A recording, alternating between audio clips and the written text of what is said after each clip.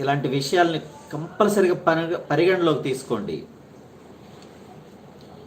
AI, artificial intelligence, ఈరోజు మన జీవితంలోకి వచ్చేసింది. ఆర్టిఫిషియల్ ఇంటెలిజెన్స్ అనేది, దానితో మన జీవనము కొనసాగాల్సిన పరిస్థితి వచ్చిందనమాట. ఒకప్పుడు విండోస్ ఉండేవి, ఆ తర్వాత ఆండ్రాయిడ్ వచ్చింది, ఆ తర్వాత స్నాప్చాట్ అని రకరకాల యాప్స్ మన జీవితంలోకి వచ్చి మనతో మమేకమై మనతో నడుస్తున్నాయి. ఇప్పుడు ప్రస్తుతం ఏఐ బాగా నడుస్తుంది. కాబట్టి దాన్ని మనం యూజ్ చేయగలమా లేదా అని ఆలోచించి ప్రతి ఒక్కరూ దానిలో ఉన్న మంచి చెడులను గమనించుకుని వాటిని ఉపయోగించుకోవాలనేది మా మనవి. కాబట్టి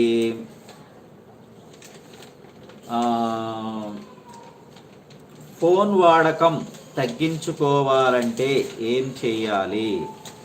ఫోన్ వాడకం తగ్గించుకోవాలంటే మనం ఏం చెయ్యాలి?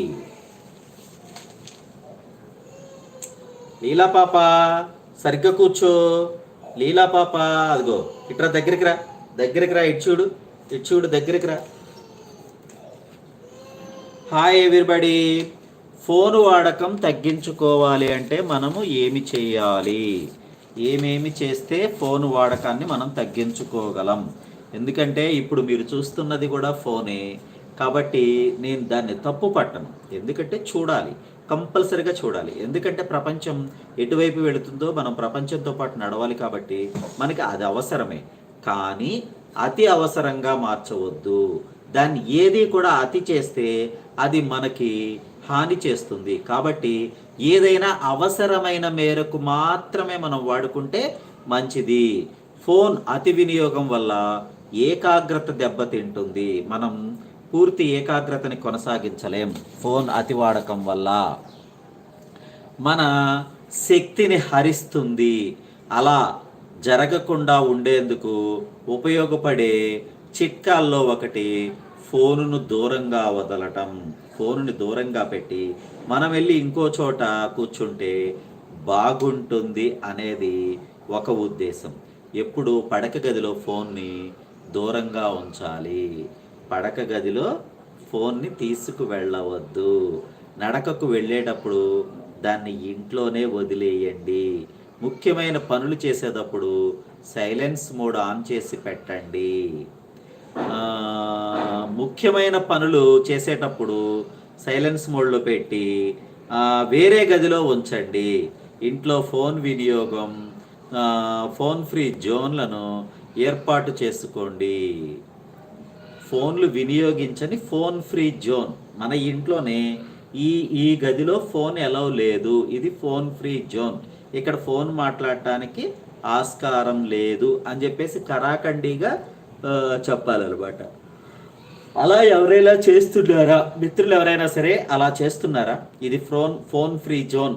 దీన్ని ఇక్కడ ఫోన్ వాడటానికి అస్సలు ఎవరు కూడా మన దేశంలో అలా రిస్ట్రిక్షన్స్తో ఫోన్ని వదిలేసే వాళ్ళు చాలా తక్కువగా ఉంటారండి.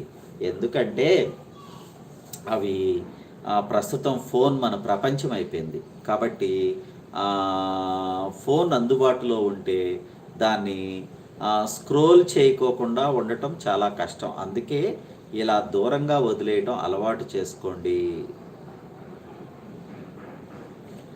చూసారండి, ఫోన్లు ఎంత మనిషి జీవితంలోకి వచ్చేసినాయి. ఎందుకంటే భోజనం లేట్ అయినా తట్టుకోగలుగుతున్నారు, కానీ ఫోన్లు చూడకపోతే పొరపాటును కూడా ఉండలేకపోతున్నారు. పొద్దున్నే లేవంగానే ఫోను, బ్రష్ చేసిన తర్వాత ఫోను, కాఫీ తాగేటప్పుడు ఫోను, టిఫిన్ చేసేటప్పుడు ఫోను, అదేమంటే వాట్సాప్లో గ్రూపులు, ఫేస్బుక్ ట్రెండింగు, యూట్యూబ్ ట్రెండింగు, అసలు ఎన్ని రకాల విశేషాలు వింతలు, గూగుల్ ట్రెండింగు, రకరకాల విశేషాల ఆఫర్లు, ఆపర్చునిటీలు అన్నీ ఇవాళ ఫోన్తోనే మమేకం అయిపోయింది. కాబట్టి ప్రతి ఒక్కరూ ఫోన్ని దూరంగా ఉంచుకోండి. ఇది మీ జీవితానికి మంచి నేపథ్యం అన్నమాట.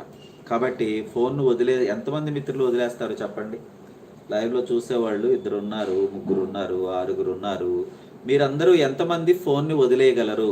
మీకు పర్టికులర్గా మీకు అవగాహన ఉంటే కనుక అది చెప్పండి. Please welcome Leela Bhanu channel.